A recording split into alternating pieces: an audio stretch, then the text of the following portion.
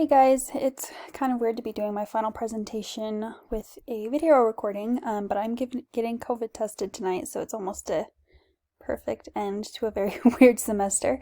Um, but I did want to show you guys how I rounded out my project and the couple things I had added since I showed my mock-ups in class.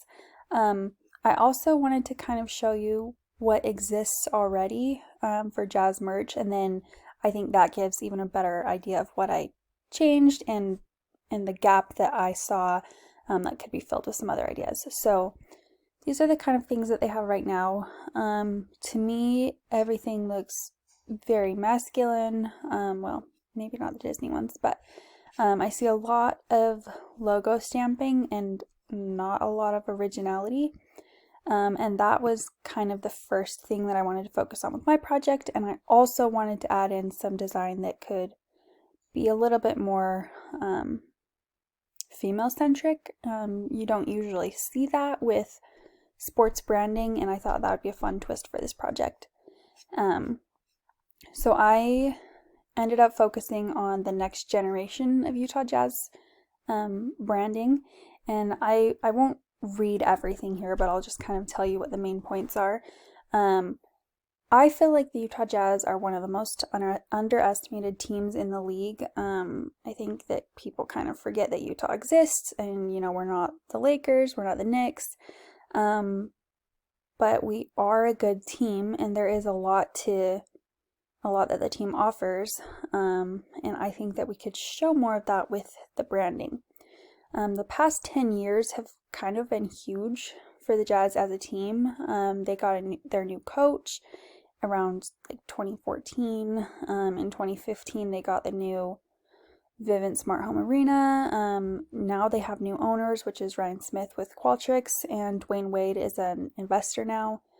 And they've got really, really good talent in their players right now. A lot of people are saying that Donovan Mitchell is kind of like the next legend for the basketball league, so they're no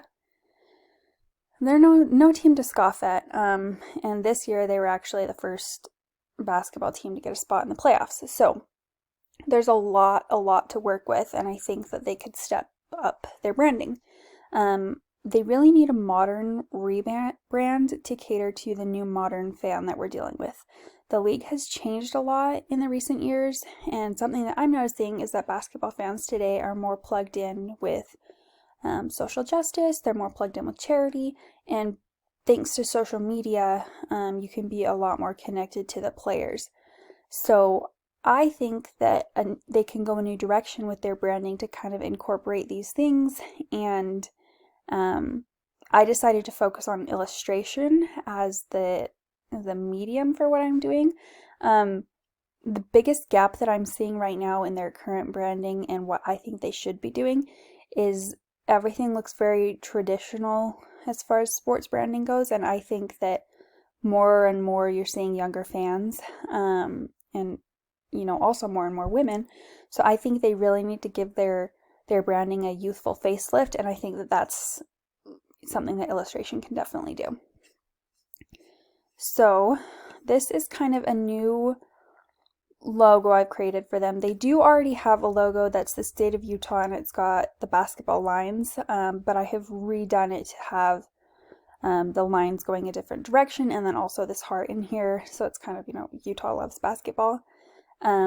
Everything that I'm focusing on color-wise is from their City Edition color palette. The branding that I'm doing, I want it to really be fan-directed, so I think focusing on the colors that they have chosen specifically for Utah and Salt Lake City is a great way to do that, and I've also given them an updated font here. If anyone's interested in this font, it's called Shrimp, and you can download it for free. These posters I did already show in class. I really like these. I think that they're fun and very, very recognizable if you're familiar with the Take Note. This one does have the Jazz logo in the middle, but I think that would be great branding around Salt Lake City.